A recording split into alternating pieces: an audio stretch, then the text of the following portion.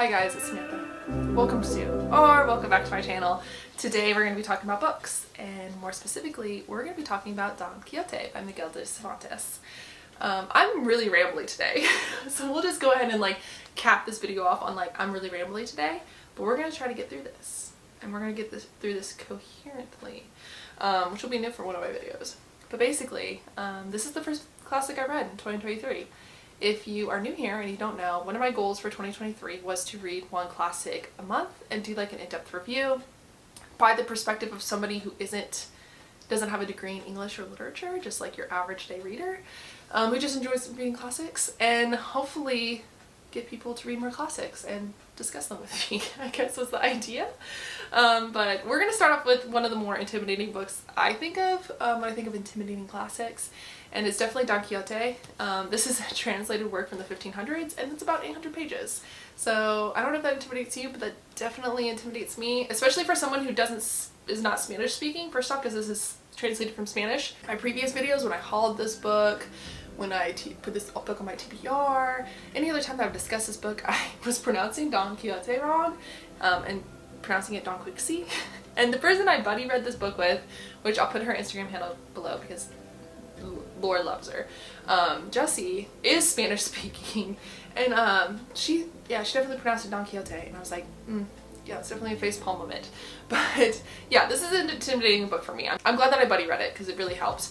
But we're just going to jump right into it. I think I'm going to start off with kind of giving you guys an idea of who Miguel de Cervantes is. I wasn't planning on doing this because I don't want this to be boring and I don't want this to be lecture-y. But I read some of his biography and oh my gosh, let's poor Cervantes. Let's talk about him. Okay, so he was born in 1547 in a town outside of Madrid in Spain. He left for school.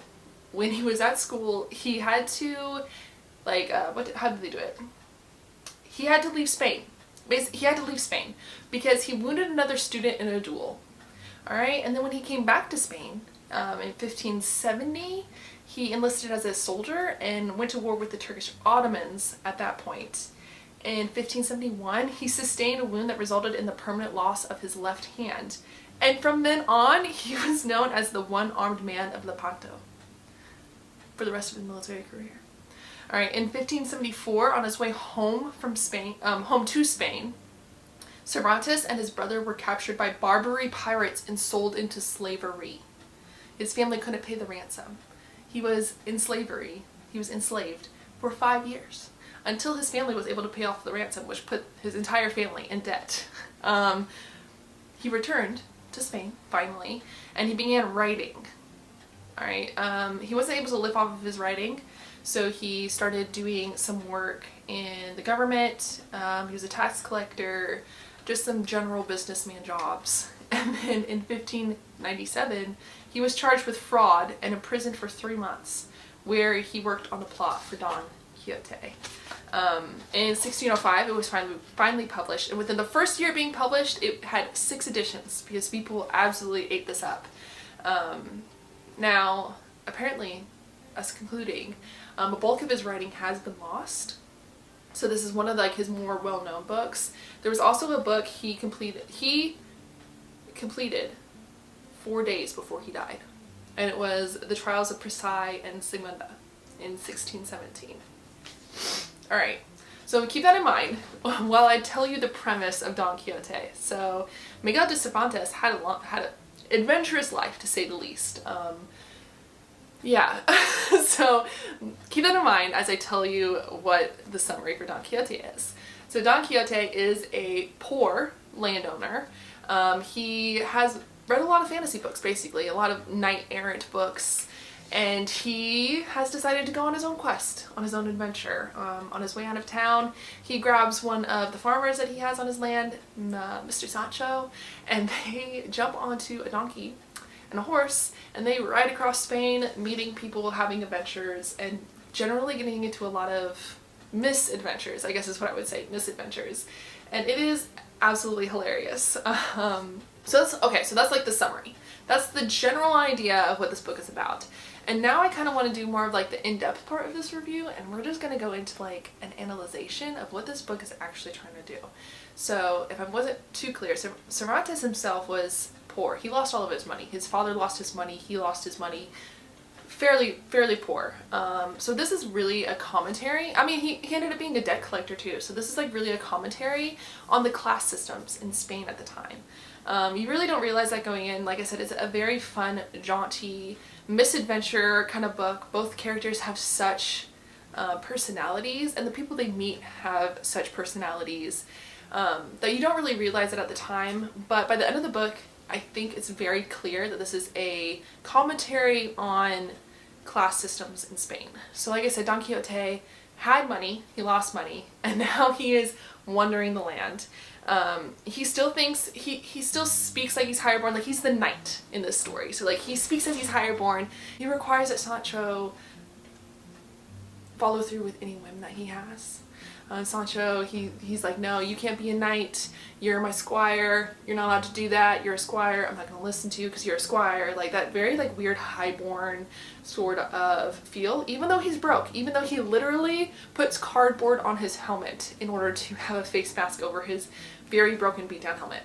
You know, like he's, so it's like this higher born talking down to Sancho, and Sancho is your average day farmer. Like he's not a squire, he's a farmer.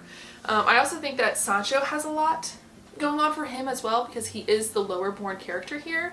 And you find throughout the book that Sancho is the voice of reason as much as he can be following Don Quixote.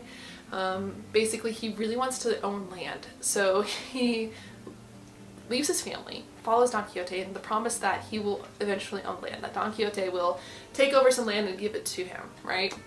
Because that's his dream. His poor wife, who is left behind, is not too happy about this. She finds that she's afraid that with land comes a lot of drama, and basically the gist is that she's afraid that the land is going to come with a lot of drama and a lot of issues. So she's like, whatever, Sancho, do your thing. We're going to stay back and we're going to hold down here, right? And then Sancho, you see his character development. So like I said, he kind of starts off like, I just want land, blah, blah, blah, blah. I'm gonna, whatever opportunity comes up for Sancho to get a little bit more money, he takes. And then like slowly but surely, you see him come into himself. You see him just like fall for Don Quixote in a way. He like becomes enraptured in Don Quixote's imagination. He defends Don Quixote to other people who think that he's just crazy. He becomes like, it's a full bromance by the end. Like it's a bromance by the end. These guys really bond over their misadventures. And then not only that, but you see Sancho have a lot of opportunities to be intelligent. And like, I guess like at the beginning of the book, like you don't expect Sancho to make really, or nobody else in the book expects Sancho to be as intelligent as he is. But he's given opportunities to show just how intelligent he is by his experiences of being low-born. So eventually he does come into some land. I don't know if this is a spoiler or not, but eventually he does come into some land, and he's a landowner. And all these people start coming to him with his problems, like, you know, like he stole my pig. She slept with, my wife slept with the neighbor, or whatever. And he comes up with like these really clever ways to solve the problem. So really, like, you're just seeing Cervantes do like, this is how the classes were viewed, and he's turning it on its head, and it's making you really think about like, what sort of prejudices do we have about high-born people, low-born people, and like, just because you're low-born doesn't mean that you aren't smart or intelligent. Just because you're high-born doesn't mean that you don't have your own issues, literally mental issues. Like Don Quixote has mental issues. Like he thinks he's a knight. He's going across the land thinking that he's fighting dragons and trolls, and it's really just like people with wineskins on them, and like just your random passerby, right? So you really get to see that. I really enjoyed the part of this journey that I really enjoyed was other people's interactions with Don Quixote and Sancho. That was really where it was, because you find people who are who feed into Don Quixote's imagination, into his fantasy, and you see other people who don't. It's intriguing. I love that part. Another thing that is an aspect of this book is that there's always like this underlining tone of tragic romance. And as weird as it is, because that's the part like I don't see in Cervantes's actual life. I definitely see like he joined the military, he had all these adventures, he was injured, he, you know, was a slave, like all these other things, right?